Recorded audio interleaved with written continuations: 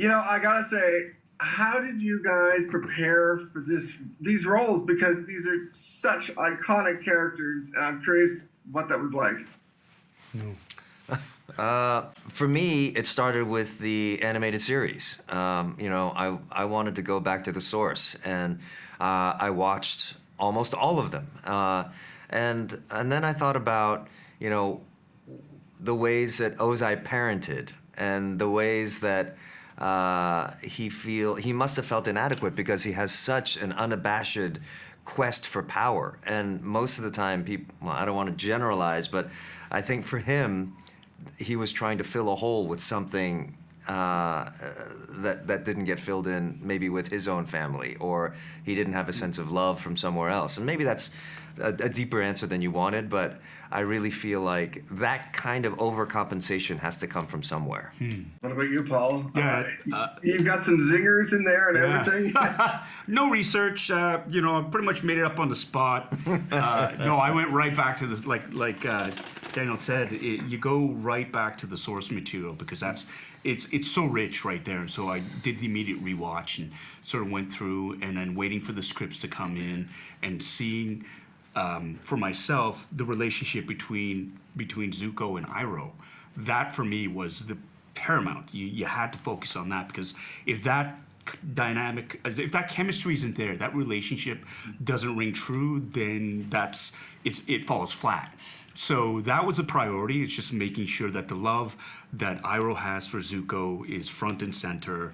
I'm happy to say, Dallas was amazing to work with, and all the episodes that I've seen too, I'm just so proud of him and the work that we've done.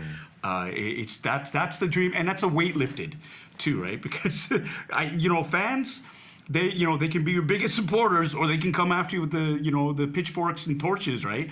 And I think fans are going to be so happy and so relieved, and they're going to see this, and they're just going to fall in love with Zuko and Iroh, that relationship. I'm very, very proud of the work we've done on the show. I have to say that the way that this show captures the spirit of the original is astonishing, and yet builds on it and grows from there. For you two stepping into the roles, was there a favorite moment on set that was just like, okay, this is it? Oh, wow. That's a great question. Did you have a moment? I would just go back to when we each saw each other for the first time. In the same way that when the trailer was released or those first photos were released to the public, we had those moments on set when I saw Paul turn into Iroh, and the costumes and the hair and makeup were so good, and the sets were so specific that it really it transported us, and that goes for everybody. When we saw little Gordon, come in with the arrow on his head, and we saw this whole thing coming to life, literally. That's exactly it, because I never got to see any playback of any of the scenes, so we do the scenes and then we just be moving on and whatnot.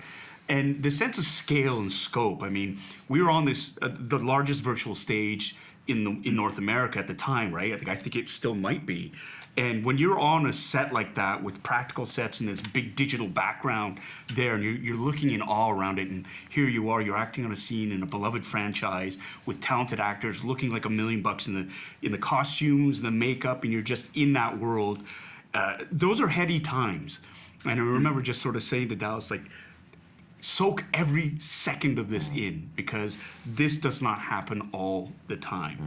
And so to enjoy being in the moment, and it was a lot of fun to actually shoot the show, and even more fun to finally see the fruits of our labors, especially that first teaser that we saw, because I hadn't seen a stitch of footage until then, and I cried. So it was just it was an amazing experience. It is phenomenal. I haven't seen everything yet, but what I've seen is fantastic. So congratulations, and thank you for the time. Thank you. You got it. Thank you.